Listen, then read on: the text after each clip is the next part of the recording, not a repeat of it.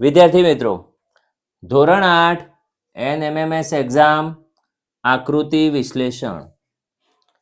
આપેલી આકૃતિમાં કુલ કેટલા ત્રિકોણ હશે?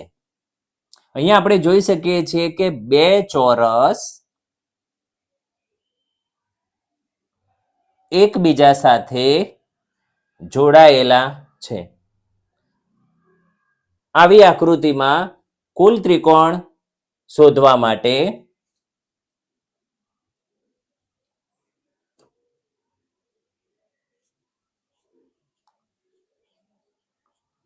કુલ ત્રિકોણ બરાબર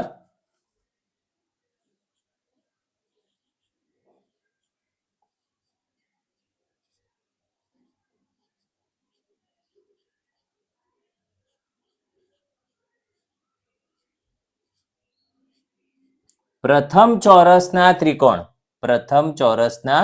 ત્રિકોણ વત્તા એવી જ રીતે બીજા ચોરસના ત્રિકોણ.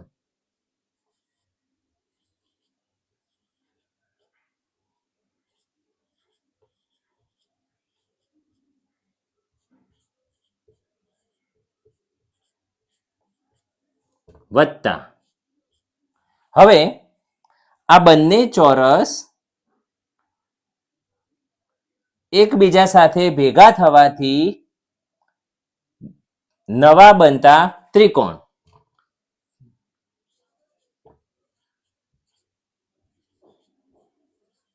બંને ચોરસ ભેગા થવાથી બનતા ત્રિકોણ. હવે અહીંયા પ્રથમ ચોરસના ત્રિકોણ ગણવા માટે આપણે અહીંયા પ્રથમ ચોરસમાં ક્રમ આપીશું. 1 2 3 4. એટલે અહીંયા બરાબર 4 ગુણ્યા 2 ગુણ્યા 2 કરવાથી આ ચોરસમાં રહેલા કુલ ત્રિકોણ આપણને મળશે. વત્તા એવી જ રીતે બીજા ચોરસમાં રહેલા ત્રિકોણ ગણવા માટે ક્રમ આપીશું 1 2 3 4. એટલે 4 ગુણ્યા 2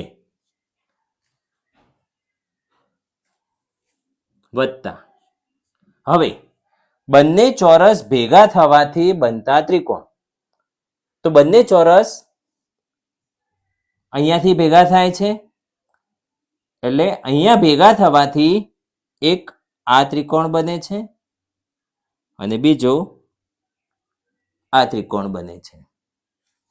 ફરીથી બંને ચોરસ અહીંયાથી ભેગા થાય છે એટલે એક આ ત્રિકોણ બને છે અને બીજો આ ત્રિકોણ બને છે. તો આમ બંને ચોરસ ભેગા થવાથી બે ત્રિકોણ બને છે. એટલે આપણે અહીંયા લખીશું 2. હવે આગળ અહીંયા સાદું રૂપ આપીએ. 4 ગુણ્યા 2 એટલે 4 દુ 8 વત્તા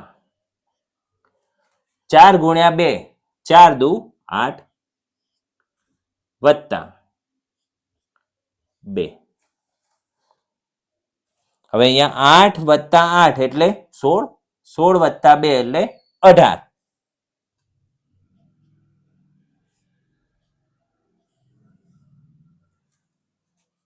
માટે આપેલી આકૃતિમાં કુલ 18 ત્રિકોણ છે.